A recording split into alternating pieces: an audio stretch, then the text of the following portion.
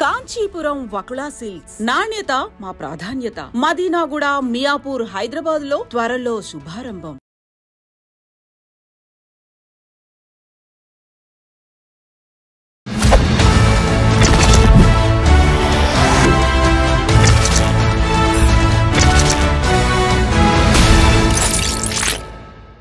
అందరికీ నమస్కారం. నేను Swaroopa Potlapalli. Welcome to trending topic. Amrutha ప్రణయ్కి న్యాయం జరగాలి అని మహిళా ప్రజా సంఘాలు పోరాటం చేశాయి. మొత్తం మీద అందరి పోరాటాలు ఫలించి నల్గొండ ఎస్సీ ఎస్టీ కోర్టు ఒకరికి ఉరిశిక్ష, 6గురికి జీవిత ఖైదు విధించింది. అప్పుడు అమృతకి అండగా నిలబడి ఆమెకు ధైర్యాన్ని ఇచ్చిన POW సంధ్య గారు నాతో పాటు ఉన్నారు. ఈ కేసు గురించి అనేక విషయాలు తెలుసుకుందాం. నమస్తే సంధ్య గారు. నమస్తే. 2018 సెప్టెంబర్ 14న నడి రోడ్డు మీద మిట్ట మధ్యాహ్నం ప్రణయ్ని ఎంత దారుణంగా చంపేశారో ఇప్పటికి కూడా కళ్ళ ముందు కదలాడుతుంది. సంధ్య గారు, మీకు ఈ విషయం ఎలా తెలిసింది ఆ రోజు? అదే వాళ్ళ హాస్పిటల్కి వెళ్తుంటే గేట్లోంచి ఎంటర్ కాగానే ప్రణయ్, అమృత వెళ్తుంటే ఈ సుభాష్ శర్మ వెనక నుండి వచ్చి చాలా తాపీగా నడుచుకుంటూ వచ్చి కత్తి పట్టుకుని ఆ కత్తి వెనక పెట్టుకున్న కత్తి తీసి నరికేశాడు. ఇది మాకు ఇమీడియట్గా మీడియాలోకి వచ్చింది, మాకు తెలిసింది. నెక్స్ట్ డే మార్నింగే మేము వెళ్ళిపోయాం. అంటే ఇది జరిగింది మధ్యాహ్నం, సాయంత్రం కల్లా వచ్చింది. మేము ఎర్లీ మార్నింగ్ బయలుదేరి అమ్మ ఇంకా హాస్పిటల్లోనే ఉంది అమృత, బాడీ ఇంటికి రాలేదు. అప్పుడు వెళ్ళాము. ఆ పాప ఏడుస్తూ ఉంది చాలా. ఎందుకంటే వాళ్ళు పెళ్ళి అయ్యాక ఏమైనా ప్రమాదం జరుగుతుందేమో అని అందరి దగ్గరికి వెళ్ళారు. ఎమ్మెల్యే దగ్గరికి వెళ్ళారు, సిట్టింగ్ ఎమ్మెల్యే దగ్గరికి, పొలిటికల్ లీడర్స్ దగ్గరికి వెళ్ళారు, చాలామంది దగ్గరికి వెళ్ళారు. పోలీస్ అధికారుల చుట్టూ కూడా తిరిగారు. వాళ్ళకి వినిపించిన మరో పేరు సంధ్య. అంటే నా గురించి కూడా చెప్తే వెళ్దాం అనుకున్నారు. ఈ లోపల వీళ్ళిచ్చిన హామీలతో ఎక్కడో రిలాక్స్ అయిపోయారు. నేను చూడగానే అసలు అమ్మాయి నన్ను గుర్తుపడుతుందని కూడా నేను అనుకోలేదు, కానీ బాగా ఏడ్చింది. వాళ్ళ అమ్మ నాన్న కూడా అక్క నీ దగ్గరికి కూడా వాళ్ళకి మంచి ప్రోగ్రెసివ్ బ్యాక్గ్రౌండ్ ఉంది. వాళ్ళు కూడా నన్ను చూడగానే సంధ్యక్క నీ దగ్గరకు వద్దాం అనుకున్నామని ఏడ్చారు. అట్లా ఆ రోజు అమ్మాయి గోడు అసలు అది హృదయ విదారకం. ఆ తల్లిదండ్రుల బాధ అయినా, అమృత ఆవేదన అయినా అది ఇప్పటికీ మర్చిపోం. గుర్తొస్తే కదిలిపోవాల్సిందే. సో అది జరిగింది. ఆ తర్వాత నెక్స్ట్ డే, థర్డ్ డే, చనిపోయిన థర్డ్ డే, చంపేసిన థర్డ్ డే ఆ అబ్బాయి శివయాత్ర జరిగింది. అసలు మన రాష్ట్రంలో అసలు అంత పెద్ద ర్యాలీలు ఎక్కడ ఏ ఊర్లో జరగలేదు. 1,00,000 మంది దాటారు. పోలీసులు కూడా చెప్పారు 1,00,000 మంది దాటారు. అంటే మిర్యాలు కూడా పట్టలేదు. అంటే అంత అవుట్రీచ్ వచ్చింది, అంత వ్యతిరేకత వచ్చింది. ఇప్పుడు ఇన్ని కుల దురహంకార హత్యలు జరిగాయి, మేము వాటిని పరువు హత్యలు అనం. ఎందుకంటే కుటుంబాలకి పరువు ఉంటే ఎలా ఉంటుంది, అన్ని పరువు అనేది ఉన్నప్పుడు అన్ని క్రైమ్స్ పట్ల కూడా వాళ్ళ రెస్పాన్స్ ఉండాలి. ఆడపిల్లలు పెళ్ళిళ్ళు చేసినప్పుడే జరిగేవి కుల దురహంకార హత్యలు, పితృస్వామిక దురహంకార హత్యలు. సరే, ఇటువంటి ఎన్ని జరిగినా అంత వ్యతిరేకత మనం చూడలేదు. కానీ ప్రణయ్ ఘటనలో అంత వ్యతిరేకత వచ్చింది. అది పోలీసుల మీద ఒక ఒత్తిడిగా కూడా మారింది. అట్లాగే ఆద్యంతము ఈ కేసులో బాలస్వామి, ప్రేమలత అంటే ప్రణయ్ తల్లిదండ్రులకున్న క్రెడిబిలిటీ, ఆ తల్లిదండ్రులు ఆయన LICలో ఎంప్లాయీ, వాళ్ళ షట్టర్స్లో వీళ్ళు కిరోసిన్ డీలర్స్గా స్టార్ట్ అయ్యారు. అమృత పేరెంట్స్, అమృత ఫాదరు, వాళ్ళ బాబాయ్ వాళ్ళు. అంటే ఒకప్పుడు భూమి ఉన్నవాళ్ళు, ఆస్తి ఉన్నవాళ్ళు, ఇల్లు ఉన్నవాళ్ళే. ఆ తర్వాత ఎన్నో వ్యాపారాల్లో కలిసి వచ్చిందా, అడ్డదారులు తొక్కితే కలిసి వచ్చిందా, చాలా రకాలుగా వింటారు. అమృతే చెప్పింది వాళ్ళ బాబాయ్ సంగతి, వాళ్ళ నాన్న సంగతి మాకు చాలా స్పష్టంగా, చాలా రకాలుగా అప్పుడు మాకు చెప్పింది అమ్మాయి.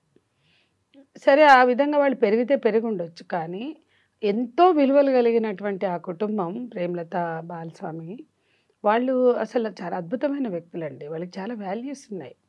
అది మనం ఎప్పుడూ మర్చిపోకూడదు. న్యాయం కోసం చేసిన పోరాటంలో కాంప్రమైజ్ ఇవాళ చాలా పెద్దవాళ్ళు అనుకున్న వాళ్ళు ఇంతకన్నా హీనియస్ క్రైమ్ చేసి కూడా మ్యానిపులేట్ చేస్తారు. మనం చూసాం ఎట్లా మ్యానిపులేషన్స్ జరుగుతాయి, ఎంత దారుణంగా నోర్లు మూయిస్తారు. కానీ ఈ కుటుంబం విలువలు కలిగిన కుటుంబం కాబట్టి అప్పటికి ఇప్పటికీ న్యాయ పోరాటం చేశారు. దానికి తోడు అమృత. కాబట్టి ఈ కేసులో అమృతకున్న క్రెడిబిలిటీ, పేరెంట్స్కున్న క్రెడిబిలిటీ పోలీసులు కూడా నిలబడేలాగా, అంటే చాలా చోట్ల బాధితులకున్న పోలీసులకు ఉండదు. కానీ ఇక్కడ అన్నీ కలిసినాయి. ప్రజా ఉద్యమం, పోలీసు వ్యవస్థలో ఉన్న అక్కడ చాలా నిజాయితీ కలిగిన పోలీస్ అధికారి డిఎస్పీగా ఉన్నాడు శ్రీనివాస్ అని. అట్లాగే అప్పుడున్న స్టీఫెన్ రవీంద్ర కావచ్చు, ఆ తర్వాత వచ్చిన రంగనాథ్ గారు కూడా ఈ కేసుని ఛాలెంజింగ్గా తీసుకుని నిలబడ్డారు. వాళ్ళు ఇన్వెస్టిగేషన్ చేసిన తీరు కానీ, సాక్ష్యాధారాలు కలెక్ట్ చేయడం, వాటిని బిల్డ్ చేయడం, వాటిని నమోదు చేయడం, వాటిని కరెక్ట్గా రికార్డ్ చేసి సాక్షులు చెక్కు చెదరకుండా వాళ్ళని మోటివేట్ చేసి నిలబెట్టడం, చాలా దాంట్లో కొంతవరకు వస్తుంది, కొంతవరకు చేస్తారు. కానీ ఎక్కడో ఒక దగ్గర డబ్బులతో అమ్ముడుపోతారు. సాక్షులే కావచ్చు, పోలీసులే కావచ్చు. ఎన్ని చెప్పమంటారు? గెలుస్తుంది అనుకున్న కేసులు, నిలబడతారు అనుకున్న కేసుల్లో నిలబడని హాస్టైల్ అయిన విట్నెస్లు ఉన్నారు, హోస్టైల్ అయిన పేరెంట్స్. అంటే ఎవరైతే కంప్లైంట్ ఇస్తారో వాళ్ళు కూడా పోయిన పిల్ల ఎలాగూ రాదు, లేదా పోయిన పిల్లాడు ఎలాగూ రాడు, ఇట్లాంటి కాంప్రమైజులు చూసాం. కానీ ఇందులో అందరూ ఆ విలువలతో నిలబడ్డారు కాబట్టి పోలీసులు కూడా తమ పని తాము చేశారు. అంటే చాలా రేరు, అన్ని రేరెస్ట్ ఆఫ్ రేరు జడ్జిమెంట్లు అంటారు. నాకేమనిపిస్తుంది అంటే పోలీసులు పని చేసిన కేసు ఇది రేరెస్ట్ ఆఫ్ రేర్. ఎందుకంటే 128 కేసుల్లో కూడా అన్నిట్లలో ఇలాంటి జడ్జిమెంట్ వస్తే చట్టం ఎప్పుడు తన పని చేస్తుందని. కానీ అంత అమాయకంగా ఎవరూ లేము. చట్టం ఎప్పుడు తన పని తాను చేస్తూనే పోతుంది అని కోరుకుంటాం. కానీ అట్లా జరగదు. చట్టం మేనేజ్ అవుతుంది, పోలీసులు కరప్ట్ అవుతారు, లేకపోతే పేరెంట్స్ కూడా కుటుంబంలో ఉండే ఇటు అటు కూడా అవుతారు. అంటే నేరస్తులు అనేవాళ్ళు అక్యూజ్డ్, డిసీజ్డ్ ఇద్దరు కూడా కాంప్రమైజ్ అయినాయి ఎన్నో ఉన్నాయి. అట్లా న్యాయం చచ్చిపోయిన సందర్భాలు కూడా ఉన్నాయి. కాబట్టి ఈరోజు ఒక అద్భుతమైన న్యాయం వెలువడింది. సరే, మేము మరణశిక్షలకు వ్యతిరేకం, డెత్ పెనాల్టీ. ఇందులో ఒక డెత్ పెనాల్టీ అనే అంశం మినహా చట్టబద్ధంగా శిక్షలు పడడం అనేదాన్ని మేము ఆహ్వానిస్తున్నాం. అట్లాగే నేరస్తులు ఎవరెవరు నిగ్గు తేల్చారు, దాంట్లో ఎవరు తప్పించుకోలేకపోయారు. ఇప్పుడు వాళ్ళ అమ్మాయి శ్రవణ్ కుమార్, తిరునగరి శ్రవణ్ కుమార్, మా అమృత బాబాయ్, అతని కూతురు చాలా మాట్లాడుతుంది, చాలా అన్యాయంగా మాట్లాడుతుంది. అసలు సోషల్ మీడియాలో కూడా చాలా జుగుప్సాకరమైన చర్చలు జరుగుతున్నాయి. ఇప్పటికి కూడా అమృతనే తప్పుపడుతూ మాట్లాడుతుంది ఆ అమ్మాయి. చూసారా, ఇంత జరిగాక కూడా. అదే నేను అంటున్నాను, ఇవాళ మారుతీరావు హంతకులు ఎవరు అని మాట్లాడాలి. నేను ఆ రోజు కూడా చెప్పాను. సరే, ఆ రోజు చనిపోయిన హోరులో అది పెద్దగా రాలే. కానీ మారుతీరావు హంతకులు అమృత కాదు, ఈ సమాజం, ఈ చెత్త ఆధిపత్య విలువలు కలిగిన సమాజం. ఎవరు మారుతీరావు హంతకులు చెప్పండి? మారుతీరావు ఎందుకు చచ్చిపోయాడు అంటే, పెళ్లి చేసుకున్నప్పుడు ఆయన దగ్గరికి పోయి ఏం కాదులే అని ఎవడు చెప్పడు, సింపతి చూపిస్తారు. ఆయన ఏడుస్తుంటే నా కూతురు నన్ను డిచ్చగొట్టి వెళ్ళిపోయి చేసిందంటే ఆయనని ఇంకాస్త ఎక్కేస్తారు. అట్లా మొదలై ఆయనను ఒక క్రిమినల్గా, అసలు పోలీసు అధికారులతో క్లోజ్గా పనిచేసిన వాళ్ళకి తెలుస్తుంది ఆ నేరం చేసిన తీరు. దాంట్లో శ్రవణ్ కుమార్ పాత్ర ఏంటి, ఎట్లా ప్రోత్సహించారు ఇదే కాదు, చాలా చాలా నేరాలు జరిగినాయి అక్కడ. చాలా వేరే అలిగేషన్స్ కూడా ఉన్నాయి. వాటిల్లో శ్రవణ్ కుమార్ పాత్ర ఏంటి, ఏమేమి జరిగినాయి, చాలామంది ఇంకా బతుకున్నారు అక్కడ, అందరు చచ్చిపోలేదు. అన్నీ బయటకు వస్తాయి, అన్నీ ఉన్నాయి. కాబట్టి మారుతీరావు అనే వాడిని తయారు చేసింది ఆయన చుట్టూ ఉన్న క్రిమినల్ గ్యాంగ్స్ లేదా నేరపూరిత స్వభావం కలిగిన వ్యక్తులు. ఆ నేరపూరిత స్వభావం ఆయనలో ఉన్నప్పుడు, లేదా ఆయనలో కొంచెం పేగుబంధం ఇంకోటో ఆయనని కన్ఫ్యూజ్ చేస్తున్నప్పుడు పక్కన వాళ్ళు అందులోంచి బయటికి తేవాలి. ఎక్కడ పోతుంది నీ బిడ్డ, ఇవాళ కాకపోతే రేపైనా వస్తుంది అని. కానీ అట్లా కాదు, వేరే కులాన్ని చేసుకుంది, ఇంత అవమానమా అంత అవమానమా, నీ కూతురు అట్టెట్లా చేస్తుంది, అట్లా పెంచి పోషిస్తారు. అది అయ్యింది. నేరం జరగగానే ప్రతి వాళ్ళు తండ్రే కరెక్ట్ అని నీరాజనాలు పలికారు. అది గొప్ప ప్రేమగా మాట్లాడారు. అది ఎంత తప్పండి. అంటే ఇక్కడ కూడా తల్లిదండ్రులే, వీళ్ళకు కూడా కొడుకే. ఒక కొడుకుని కోల్పోయిన తల్లిదండ్రుల పట్ల నిలబడాల్సిన సమాజము అమృత ప్రీ వెడ్డింగ్ షూట్ చేయడం నేరం, రెచ్చగొట్టింది. ఏం పనండి? ఇవాళ అమ్మా నాన్నలు చూసిన పెళ్ళిళ్ళల్లో ప్రీ వెడ్డింగ్ షూట్స్ ఉన్నాయి, ఎవరైనా మాట్లాడుతున్నారా? డబ్బులు తగలబెట్టి పెళ్ళికి వెళ్తే అక్కడ ప్రీ వెడ్డింగ్ షూట్స్ కనపడతాయి. అయ్యో వీళ్ళు రెచ్చగొడుతున్నారు అని ఎవరైనా అన్నారా? అంటే అమృత మాత్రం రెచ్చగొట్టినట్ట మాట్లాడడానికి సిగ్గుండద్దా అండి? ప్రీ వెడ్డింగ్ షూటే కదా వాళ్ళు చేసుకుంది, ఏం రెచ్చగొట్టారు? అవి బయటకు వచ్చినాయి. అంటే ఇట్లా అంటే చాలా జడ్జిమెంటల్గా ఈ సమాజం హ్యూమన్గా ఇన్సెన్సిటివ్గా వ్యవహరించింది. మారుతీరావు ఒక్కొక్క స్టెప్ కూడా మనం ఇప్పుడు మాట్లాడదాం, ఎవరు దాన్ని పట్టించుకోవట్లా. ఆ తర్వాత ఆయన కన్ఫ్యూజ్ అయ్యాడో, టెన్షన్ పడ్డాడో, ఆయన స్థితిని మనం అర్థం చేసుకోగలం. ఆయనని అడుగడుగున నేరం వైపు నెట్టి ఆయన బయటకు వచ్చాక, అంటే ఆయనను అరెస్ట్ చేస్తే ఏదో కొంపలంటుకుపోయినట్టు, ఒక నేరం చేసినాడు ఎక్కడైనా అరెస్ట్ అవుతాడు కదా. ఏ నేరస్తుడైనా, ఎంత బడాబాబైనా, ఎంత డబ్బులు ఉన్నోడైనా, ఎంత ప్రేమ కలిగిన తండ్రి అయినా నేరం జరిగినప్పుడు అరెస్ట్ చేయరా? అతను విడుదలైనప్పుడు ఎందుకు వైశ్య సంఘాలు హారతులు పట్టాయి? ఎందుకు నీరాజనాలు అర్పించారు? ఎందుకు హారతులు పట్టారండి నేను అడుగుతున్నా. మీ కమ్యూనిటీ కాబట్టి నేరం చేస్తే మీరు హారతులు పట్టారు కదా. మరి మీ కమ్యూనిటీ వాడే హేమంత్ అవంతి కేసులో చంపేశారు, ఎందుకు మాట్లాడలేదు మీరు?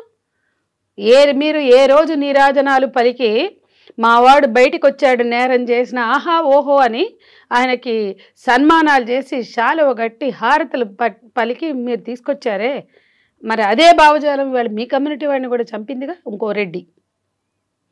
అది మరి ఎందుకు సిగ్గుపడలేదు మీరు? మనం చేసిన పనికి ఆ కమ్యూనిటీ మాట్లాడిందా? అప్పుడైనా హేమంత్ని చంపడం తప్పు, ఆ రోజు మారుతీరావు చంపడం తప్పైనట్లే ఇవాళ మా కమ్యూనిటీ వాడి హేమంత్ వాళ్ళ తల్లి ఏడ్చింది కదా, ఆమె ఏమందో తెలుసా? మీ వాళ్ళు కూడా వెళ్ళారు, అంటే ఛానల్స్. ఆ రోజు మారుతీరావు ఇష్యూలో అంతమంది పోయి మాట్లాడారే, ఇవాళ నా దగ్గరికి ఎందుకు రారు ఈ కమ్యూనిటీ వాడు వైశ్య సంఘాలు అని అడిగింది. ఆ తల్లి బాధ మీకు ఎందుకు పట్టలేదు? అంటే ఈ రకమైనటువంటి వివక్షాపూర్త, డబ్బున్నోడుకో నీతి, పైకులాలకో నీతి, ఈ ఆడవాళ్ళకి మగవాళ్ళకి మధ్య వివక్ష, ఇవన్నీ పనిచేసి సరే వీళ్ళు బాగా బలంగా కేసు ఛార్జ్షీట్ వేశారు. ఎందుకు చచ్చిపోయాడు? ఛార్జ్షీట్ పెట్టుకుని లాయర్ల చుట్టూ తిరిగాడు. అందరూ చెప్పారు ఇది బలంగా ఉంది, సాక్షులు గట్టిగా ఉన్నారు, ఎవిడెన్స్ బాగుంది, శిక్ష పడడం ఖాయం అనుకున్నప్పుడు ఇదే వైశ్య కమ్యూనిటీ, ఇదే నీరాజనాలు పలికిన వాళ్ళు, అమృతం ట్రోల్ చేసిన వాళ్ళు ఎందుకు మారుతీరావుకి విశ్వాసం కల్పించలేకపోయారు? ఎందుకు కాన్ఫిడెన్స్ ఇవ్వాలి? ఒక నీతిలో ఉంటుంది కాన్ఫిడెన్స్, ఒక నిజాయితీలో ఉంటుంది ఆత్మగౌరవం. ఇవాళ ఆయన దెబ్బతిన్నారు అంటే ఆయనకు ఆత్మస్థైర్యం కల్పించడంలో వ్యవస్థ విఫలమైంది. ఆయన ఛార్జ్ చేశాక తను చేసిన తప్పుకు తప్పించుకోలేను అంటే చట్టబద్ధంగా శిక్ష పడే కన్నా నాకు నేనే శిక్ష వేసుకుంటా అన్నాడు. అది పీర్ గ్రూప్ ప్రెషర్. కాబట్టి నేను అమృత ఫోన్లో మాట్లాడితే కూడా ఏం మాట్లాడాలి నాకు అర్థం కావట్లా అంటే, ఏం మాట్లాడొద్దమ్మా, ఎప్పుడైనా ధర్మం గెలుస్తుంది, న్యాయం గెలుస్తుంది. హర్షం, ఏ మరణం పట్ల కూడా హర్షం వద్దు మనకి. నన్ను చాలామంది అడిగారు, నేను మారుతీరావు ఆత్మహత్య పట్ల నేను హర్షం వ్యక్తం చెయ్యను, బాధ కలుగుతుంది. మారుతీరావు ఈ వ్యవస్థలో ఉండే చెత్త భావజాలానికి బలైపోయాడు.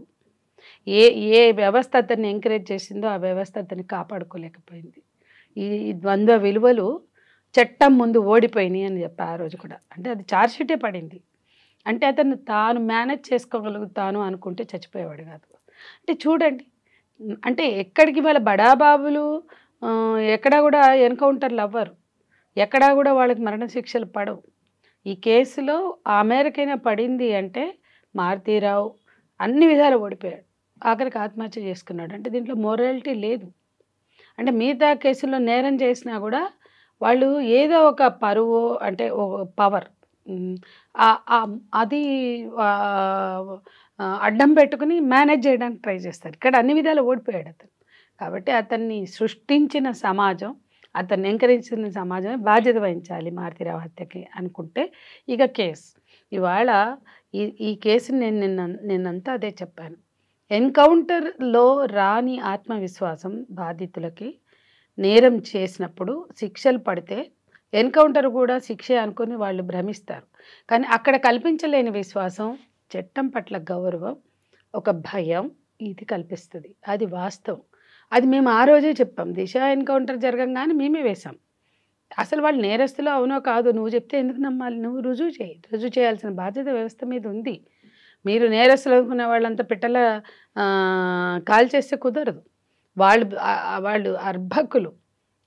వాళ్ళు ఒకవేళ వాళ్ళే చేస్తే నువ్వు రుజువు చేయడానికి నీకున్న కష్టం ఏంటి? వీళ్ళు వాళ్ళని ఆ రోజు ప్రొడ్యూస్ చేస్తే ఏమని చెప్పారు తెలుసు? ఇది 12వ అంటే 11 జరిగినప్పుడు మీరు ఎందుకు పట్టుకోవాలి? మీ చేతకంతనం ఉంది కదా. అంతెందుకు జరగగానే అమ్మాయి తల్లి పరిగెత్తింది, దిశ తల్లి. నువ్వు వెళ్ళి మీరు దిశ తల్లి పోలీస్ స్టేషన్కి వెళ్ళాక 3 గంటలు ఉంది ఆ టోల్గేట్లో ఆ పక్కన. ఈ 3 గంటల దగ్గరే 1.5 కిలోమీటర్. మీరు పెట్రోలింగ్ వ్యాన్ తీసుకుని వెళ్దాం, నా కూతురు అక్కడ టోల్గేట్ కాడ నిలబడి ఫోన్ చేసింది, ఏమైనా యాక్సిడెంటే పడిపోయిందేమో అని పరిగెడితే మీరు అప్పుడే వెళ్ళి ఉంటే ఆ పిల్ల అక్కడే మాట్లాడుతూ చెల్లితో కనపడేది కదా. ఆ చేతగానితనాన్ని, మీ ఫెయిల్యూర్ని కప్పిపుచ్చుకుంటూ ఆ రోజు ఎన్కౌంటర్ డ్రామా ఆడారు. అదేమంటే వాడు 12వ 11 ఏం చేశారు? 11లో నేరస్తులను పట్టుకోవడం మీకు చేత కాలేదని ముందు ఒప్పుకోండి. మీరు ప్రకటించారా? 11లో మేము ఫెయిల్ అయ్యాం, అందుకే వీడు 12 చేశారు. ఈ ముగ్గురే 11 చేశారట. నమ్మడానికి వీలుగా ఉందా? అసలు ఎవరైనా అసలు దిశ ఎన్కౌంటర్లో సజ్జనార్ని మెచ్చుకున్నోళ్ళు, క్షీరాభిషేకాలు పూలాభిషేకాలు చేసిన వాళ్ళు ప్రశ్నించడం మర్చిపోయారు, కామన్ సెన్స్తో ఆలోచించడం మర్చిపోయారు. కాబట్టి అవి ఇవ్వవు. అందుకే మేము తెల్లారే జరుగుతుందన్నారు, తెల్లారే రేపు జరిగింది. ఆ తర్వాత ఇప్పటికి బోల్డ్ జరిగినాయి, పిల్లలవి జరిగినాయి, ముసలాళ్ళవి జరిగినాయి. కాబట్టి ఎప్పుడైనా చట్టం, ఇవాళ అనేక దేశాల్లో చట్టం అంటే ఎందుకు భయపడుతున్నారండి? అమ్మో తప్పించుకోలేం, అస్సలు చట్టం ముందుకు వెళ్తే తప్పించుకోలేం, ఏ వయలేషన్ కూడా కుదరదు. మీరు డ్రైవింగ్ ట్రాఫిక్లోనే వయలేషన్ చేస్తారా? మన వాళ్ళు పోయి ఎక్కడ లైసెన్స్ పోతుందని భయపడతారు. కాబట్టి వయలేషన్కి భయపడే చట్టాలు కావాలి. ఏ వయలేషన్ చేయాలన్నా, ఏ ఉల్లంఘన చేయాలన్నా చట్టం ఊరుకోదు, చూస్తూ ఉంటుంది అనే భయం, గౌరవం రావాలి. అందుకే అవి ఉన్న అన్ని దేశాల్లో నేరాలు తక్కువ ఉన్నాయి. స్కాండినేవియన్ కంట్రీస్లో మరణశిక్షలు లేవమ్మా. అమెరికాలో ఉన్న 56 రాష్ట్రాల్లో చాలా రాష్ట్రాల్లో మరణశిక్షలు లేవు, డెత్ పెనాల్టీ అంటే మేజర్గా 4-5 రాష్ట్రాల్లోనూ ఉన్నాయి. కానీ మరణశిక్షలు ఉన్న రాష్ట్రాల్లో ఉన్న వైలెన్స్ రేటు లేనిది వాటిలో తక్కువ ఉంది. అంటే వ్యవస్థ పనిచేయాలి, చట్టం పనిచేయాలి. ఇది ఈ తీర్పు ఆ స్పృహని కల్పిస్తుందని మేము ఆహ్వానించాం, ఆకాంక్షిస్తాం. సంధ్య గారు, అమృతకి వచ్చిన కష్టం శత్రువులకు కూడా రాకూడదు. ఒకవైపు కడుపులో ఉన్న బిడ్డ కోసం బతకాలో, ప్రాణంగా ప్రేమించిన ప్రణయ్ కోసం చావాలో తెలియక అమ్మాయి ఎంత అల్లాడిపోయిందో మనం అందరం చూసాం కదా.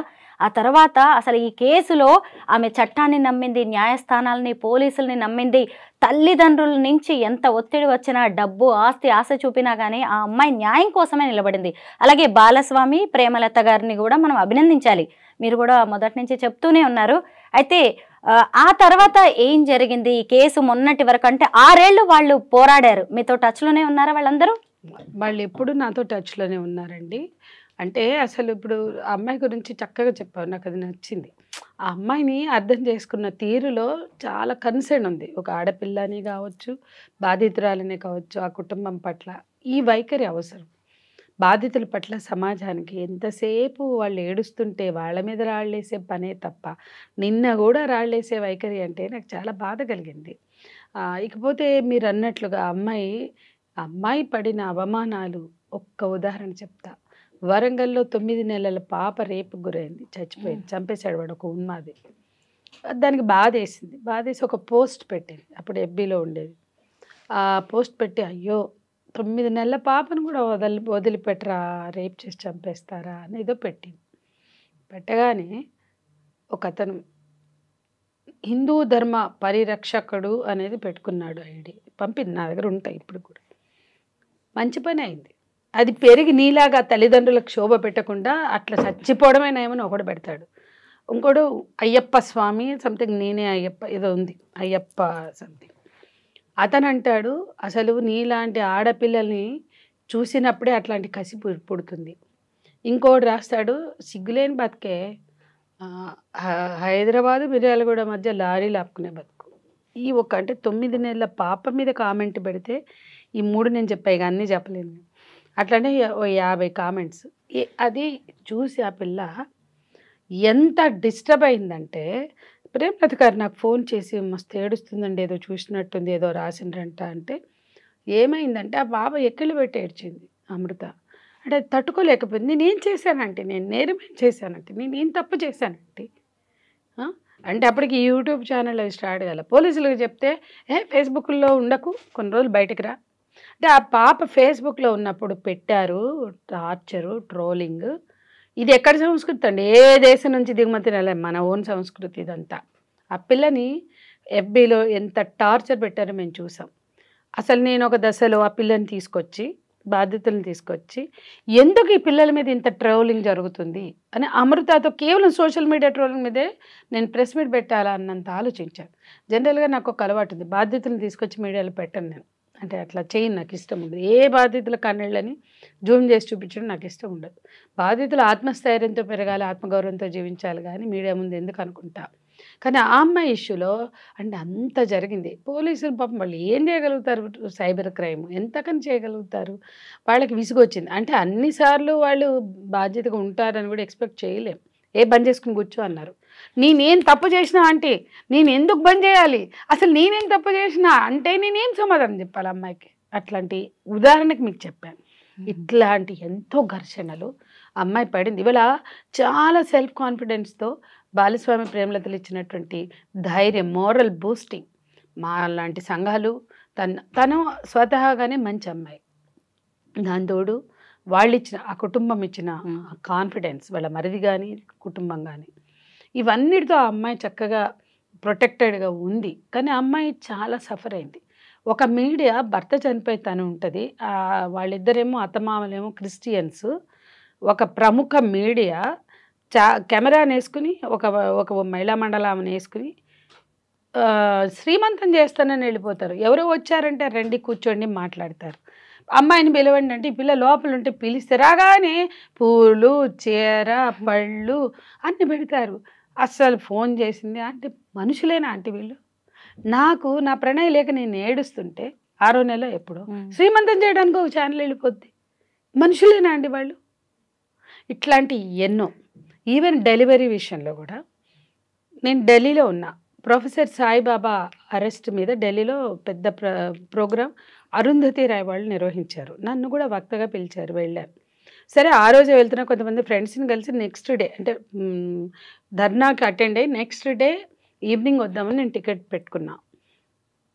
వీళ్ళు ఫోన్ చేశారు, డ్యూ డేట్ మేము వస్తున్నాం. మాకు ఎవ్వరి మీద నమ్మకం లేదు, ఎందుకంటే అప్పటికే ఎంతో ఎవరో ఆగంతకులు దూరుతారండి ఇంట్లోకి ఏదో పేరుతో. వీళ్ళు ఎవరు ఏంటి అంటే అప్పుడు వీళ్ళు అలర్ట్ అవుతారు. అట్లా ఇంట్లోకి ప్రవేశించిన వాళ్ళు ఉన్నారు. ఈ 2-3 ఘటనలు జరిగాయి, అది కూడా మీడియాలో వచ్చింది. సో అట్లా ఆ అమ్మాయిని అడుగడుగున, ఆ కుటుంబాన్ని అడుగడుగున తల్లిని చంపుతారో బిడ్డని చంపుతారో ఇద్దరిని చంపుతారో తెలియని ఒక భయంకరమైన స్థితి. పోలీస్ ప్రొటెక్షన్ కూడా ఉంది. పొద్దున్నే 12 అవర్స్ ఇద్దరు ఉంటారు, ఇంకో 12 అవర్స్ 4 సెక్యూరిటీ తోటి ఆ అమ్మాయి దాదాపు 4-5 ఏళ్ళు ఉంది. క్రమంగా తగ్గించారు ఆ కుటుంబం. అంటే అంత భయంలోకి వాళ్ళు నెట్టబడ్డారు. అటువంటి సిచ్యుయేషన్స్ క్రియేట్ అయినాయి. సరే అంటే మారుతిరావు చనిపోయాక ఆ భయం కొంచెం తగ్గి ఉండొచ్చు, కానీ అప్పటిదాకా ఉన్నాయి.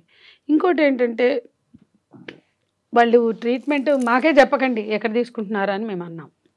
మీకు ఎక్కడ నమ్ముకుంటే అక్కడ తీసుకోండి, లేదంటే మా దగ్గరికి రండి అన్నాం. సో ఆన్ ఆఫ్ వచ్చి వెళ్తూ ఉండేవాళ్ళు. అప్పటికి ఎక్కడ ట్రీట్మెంట్ జరుగుతుంది ఎవరమో చెప్పలేదు. కానీ నేను హైదరాబాద్లో అయితే ప్లాన్ చేయలేదు.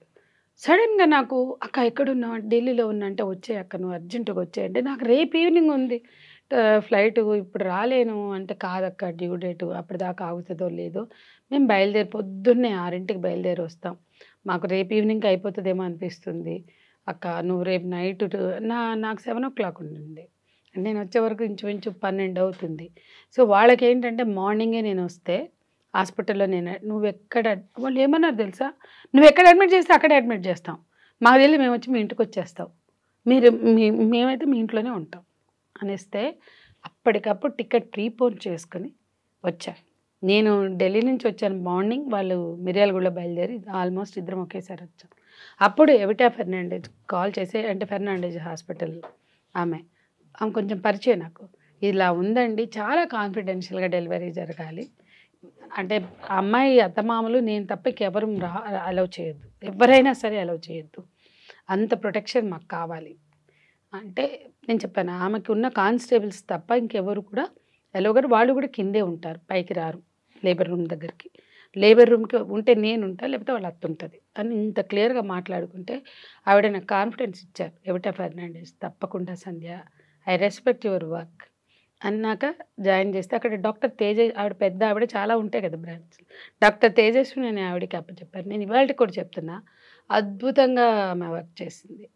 లీక్ అయి మీడియా హోరెత్తింది, అక్కడ ఎవరిని అలౌ చేయాల. ఆఖరికి 12 బాబు పుట్టాడు, ఫోన్ చేయగానే అసలు మేమున్నాం అక్కడే అందరం. ప్రణయ్ మళ్ళీ పుట్టాడని వాళ్ళు చాలా హ్యాపీగా ఫీల్ అయ్యారు. స్టీఫెన్ రవీంద్ర గారు వచ్చారు, ఆయన అప్పటి డిఐజీ. ఆయనను కూడా అలౌ చేయాల అసలు. అంటే పోలీసులు కూడా చెప్పారు, అంటే పోలీసులు కూడా భయపడి జిల్లా ఎస్పీ ఇక్కడికి పంపారు కదా. ఇంకో విషయం, వాళ్ళు మీ దగ్గరికి వస్తామంటున్నారక్క, మేము మీ మీద నమ్మకంతో పంపిస్తున్నామని వాళ్ళు ఫోన్ చేశారు, పోలీస్ ఫోన్ చేశారు. అంటే పోలీసులు కూడా మీరు ఎక్కడికి వెళ్తున్నారు చెప్పండి, మీరు ఎక్కడికో పోయి, ఇప్పుడు అసలే ఒకదానికి అడుక్కునే పరిస్థితి లేదు, వీళ్ళు పోయి మళ్ళీ ఏదైనా ప్రమాదం జరిగితే పోలీస్ డిపార్ట్మెంట్ కూడా భయపడతారు కదా, వాళ్ళని రక్షించాల్సిన బాధ్యత వాళ్ళ మీద ఉంది కదా, మీరు ఎక్కడికి వెళ్తారో చెప్పండి అంటే మేము సంధ్యక్క దగ్గరికి వెళ్తామని చెప్పారట బాలస్వామి. అట్లయితే పర్లేదు, అక్క అయితే మిమ్మల్ని ప్రొటెక్ట్ చేయగలుగుతుంది అన్న నమ్మకం ఉంచి వాళ్ళు పంపారు. వాళ్ళు కూడా చెప్పారు. అప్పుడు ఈయనను కూడా స్టీఫెన్ రవీంద్ర గారిని కూడా రానిపోతే ఆయన కూడా దాన్ని వాళ్ళ హాస్పిటల్ వాళ్ళు అంత ఖచ్చితంగా రెస్ట్రిక్ట్ చేస్తే సరే అమ్మాయి బాగుందంటే అని ఫోన్ చేసి మాట్లాడితే నేను బాగున్నాను అని ప్రణయ్ చెప్తే ఆయన వెళ్ళిపోయారు. అంటే నేనేమంటున్నా అంటే అంత జాగ్రత్త తీసుకున్నాను అడుగడుగున. అసలు ఆ పిల్లోడికి ఏమన్నా జలుబు చేస్తే వాడికి హెల్త్ బాగాలేకపోతే ఉంటుంది, వాళ్ళు కాబట్టి తట్టుకున్నారు, కన్న తల్లిదండ్రులు కూడా తట్టుకోలేరు. ఆ బాబుకి ఏదైనా తేడా వస్తే నేనే చూడలేక ఎందుకు నా దగ్గర కూడా వచ్చేవాళ్ళు, నేను కూడా తీసుకెళ్లేదాన్ని. మా బాబుని చూసిన పీడియాట్రిషియన్ కూడా నేను కనెక్ట్ చేశాను. ఇక్కడ మా బాబుకి ట్రీట్ చేసే హాస్పిటల్లో కూడా మేము అడ్మిట్ చేశాము. అవన్నీ చాలా నాకు చేయగలిగింది నేను చేసా, ఏదో గొప్ప అని నేను అనుకోవట్లేదు. నేను ఒకరోజు అడిగా, ఏందమ్మా నువ్వు కంగారు పడతావు, పిల్లలంటే వస్తాయి కదా, నువ్వు ఎందుకమ్మా అంత టెన్షన్ పడతావు అంటే ఒకటే అంది, ఆంటీ నా ప్రణయ్, ఆంటీ పెళ్ళిళ్ళు చేసుకోవచ్చు మళ్ళీ పిల్లల్ని అంటారు కదా, నాకు మళ్ళీ పుట్టాడు కదా అంటే నా ప్రణయ్. అంటే నిజంగా ఆ రోజు ఆయనే ఎడ్ చేశారు బాలస్వామి గారు కూడా. భర్తే బిడ్డగా పుట్టడం అంటే ఏంటి అంటే తను ఆ రోజు అన్న మాట ఏంటంటే, నాకు మళ్ళీ అంత ప్రెషియస్ ఈ చైల్డ్ ఏమన్నా అయితే నాకు ఉండడు కదా అంటే, నేను నిజానికి ఆ రోజుకి అది హోప్ హాస్పిటల్లో ఆ అమ్మాయి అన్న మాట నాకు ఇప్పటికీ మర్చిపోలేను. ఆ తల్లిదండ్రులకి చేతులెత్తి మొక్కాలండి, ప్రణయ్ తల్లిదండ్రులకి ఎంత ఓపిక. అసలు మనకే కోపం వస్తుంది. నేను ఒకటి రెండు సార్లు ఏందమ్మాయి నువ్వు అసలు వాళ్ళని అంత ఇబ్బంది పెడతావు, అసలు ఇంకొకళ్ళు అయితే ఈమె వల్లే అసలు మాకు వాళ్ళ ఇంట్లోనే. అప్పుడు ఒక రోజు ప్రేమలత గారి తల్లే అమ్మమ్మ, ఎందుకైనా మనవాడిని పెంచాడు పెద్ద మనవడు, అమ్మమ్మకి ఉంటది కదా బాధ. ఓ రోజు నా దగ్గరే అంది, కానీ మీరు మాకండి అట్లా అని చెప్పాను. అంటే వాళ్ళు కూడా అవుట్ ఆఫ్ లవ్ కానీ చెప్తున్నా. కానీ నిజంగా ప్రణయ్ తల్లిదండ్రులు గొప్ప మనుషులమ్మ. ఆ అమ్మాయి బతికి ఉందే గానీ కడుపులో ఉన్న ఆ బిడ్డని కనాలి అని, కానీ మానసికంగా ఎంత స్ట్రగుల్ అయింది, లోపల లోపల ఎంత కుమిలిపోయింది. ఆ ఎఫెక్ట్ అనేది నిహాన్ ఆరోగ్యం మీద పడింది చూసారా. నిహాను కడుపులోంచి బయటకు వచ్చే వరకు అడుగడుగున ఆ అమ్మాయి పడిన తపన ఆరాటం, వాడి కోసం చేసిన పోరాటం, వాడు వచ్చాక వాడి కోసం చేసిన ప్లానింగ్స్. కానీ ఆ ప్రెషర్ ఉంటుంది, డెఫినెట్గా ఉంటుంది. చాలామంది ఆటిజంతో వచ్చిన పిల్లలు మేము చూస్తాం కదా, ఆ తల్లులు ఎవరైతే ఒత్తిడికి గురవుతారో వాళ్ళ పిల్లలు. ఇప్పుడు అమెరికాలోనే నాకు ఎన్ని కేసులు, అక్కడున్న ప్రెషర్ కూడా చాలా ఎక్కువ, బోల్డ్ అని మనకన్నా ఎక్కువ. మరి అక్కడున్న సిచ్యుయేషన్ ఏంటో కానీ నాకు ఇండియా కన్నా ఆటిజం కేసెస్ చాలా అమెరికాలో కనిపిస్తుంది. సో ఇక్కడ కూడా తీవ్ర ఒత్తిడికి గురైన తల్లుల మీద ఇక్కడ కూడా నేను ఒక కేసు చూసాను. నేను ఆ తల్లిని చెడమడ తిట్టిన, ఏందమ్మా ఏమవుతుందని గంతగానం ఒత్తిడికి గురై పిల్లలు కూడా ఆరోగ్యాలతో పుట్టకుండాని. కానీ ఇది ఆ అమ్మాయి థింకింగ్, మోడ్ ఆఫ్ థింకింగ్ వల్ల కాదు, అమ్మాయి సిచ్యుయేషన్స్ వలన పడింది. అందుకని నేనేమంటానంటే తన లైఫ్ తనకు చూసుకునే హక్కు తనకుంది. తన లైఫ్ పట్ల జడ్జిమెంటల్గా ఎవ్వరూ ఉండాల్సిన అవసరం లేదు. ఆమె మళ్ళీ పెళ్లి చేసుకున్న ఆమె జీవితం ఆ హక్కు ఉంది. ఆమె తను ఎలా ఉండాలనుకుంటుందో అలా ఉంటుంది. దాని మీద ఎవరికి కూడా కామెంట్స్ పాస్ చేసి జడ్జిమెంటల్గా ఉండడానికి రైట్ లేదు అని నేను బలంగా ఫీల్ అవుతాను. ఈ విషయంలో నేను చేయగలిగిన సహకారం, వాళ్ళు కోరినప్పుడు, నేను ఎప్పుడు ట్రెస్ పాస్ అయిపోలే వాళ్ళ జీవితాల్లోకి. వాళ్ళు కోరినప్పుడు వాళ్ళు ప్రణయ్ వర్ధంతి ఉంటే పిలిచేవాళ్ళు, వెళ్ళేవాళ్ళం. బట్ బర్త్డే, ఫస్ట్ బర్త్డే కొంచెం గ్రాండ్గా చేస్తే వెళ్ళాం. అట్లా వాళ్ళు కోరినప్పుడు, వాళ్ళు ఫీల్ అయినప్పుడు ఎప్పుడు మేము ఉన్నామని మేము వర్క్ చేసాం. నాలాగా చాలామంది ధైర్యం చెప్పారు, మద్దతు పలికారు. సంధ్య గారు, ఒకవైపు ఇలాగా కేసులో తీర్పు రాబోతుంది అంటే అమృత అక్కడికి వస్తుందేమో అని అందరూ అనుకున్నారు. కానీ అమ్మాయి మిర్యాలగూడ రాలేదు, నల్గొండకి రాలేదు, నిహాన్ కానీ అలాగే అమృత కానీ. ఎందుకు? ఏదైనా ప్రాణహాని ఉందని రాలేదా, భయపడి రాలేదా? దీనికి ఏమైనా ప్రత్యేక కారణాలు ఉన్నాయా? అంటే నాకు ఒకటి అర్థమైందమ్మా, ఏ బాధితులకైనా మీ పట్ల ఇలా జరిగింది అని గుర్తు చేయడాన్ని ఇష్టపడరు. అది మనం అర్థం చేసుకోవాలి. అది వాళ్ళు ఎదుర్కొన్న పెయినే కావచ్చు, వాళ్ళు అండర్గో అయిన పెయినే కావచ్చు. అంటే ఎంతకాలం సమాజం జాలిని వాళ్ళు ఎదుర్కోవాలి చెప్పండి? అది మర్చిపోయి బతకొద్దా? వాటికి దూరంగా బతకొద్దా? ఇప్పుడు నా దగ్గరకు వచ్చిన ఎంతోమంది బాధితులకి మీ ఏడుపులన్నీ పిల్లలకి చూపించకండి. మీరు సెల్ఫ్ రెస్పెక్ట్, సెల్ఫ్ కాన్ఫిడెన్స్ కోల్పోయి ఎప్పుడు చూసిన డిప్రెషన్. ఇవాళ పొద్దునే ఒక అమ్మాయి వచ్చింది, గంటన్నర ఉంది, అందుకే అన్నీ లేట్ అయినాయి ఇవాళ నాకు. ఆ డిప్రెషనేనండి. అరే నేను ఒక్కటే చెప్పా లాస్ట్కి, నీ డిప్రెషన్ చూడు, అది నీ పిల్లల భవిష్యత్తును నాశనం చేస్తుంది. తమ పిల్లలే కావచ్చు, తల్లులు అంత డిప్రెషన్, తల్లైనా తండ్రైనా ఇమీడియట్ పేరెంట్స్ అంత డిప్రెషన్లో ఉంటే పిల్లలు తట్టుకోలేరమ్మ. వాళ్ళకి నెగిటివ్ వైబ్స్ వెళ్తాయి, అన్నీ నెగిటివ్ ఎనర్జీ. అది అంటే నెగిటివ్ అంటే ఏంటంటే, అమ్మ పొద్దుగూకులు ఏడుస్తుంటే ఆ బిడ్డలకి ఏం పెరుగుతుంది? అమ్మ నాన్న సంతోషంగా ఉంటే పిల్లలు సంతోషంగా పెరుగుతారు. అమ్మ పొద్దుగోకులు ఏడుస్తూ అమ్మ జాలి మీదో, ఎంపతి మీదో, సింపతి మీదో ఉన్నప్పుడు దాని ఇంపాక్ట్ ఉండే చిల్డ్రన్ మీదే కదా. అది ఎందుకు అర్థం కాదు మనకి? కాబట్టి ఆ పాత జ్ఞాపకాలు నిహాన్ మీద పడకూడదని కూడా అనుకోవచ్చుగా.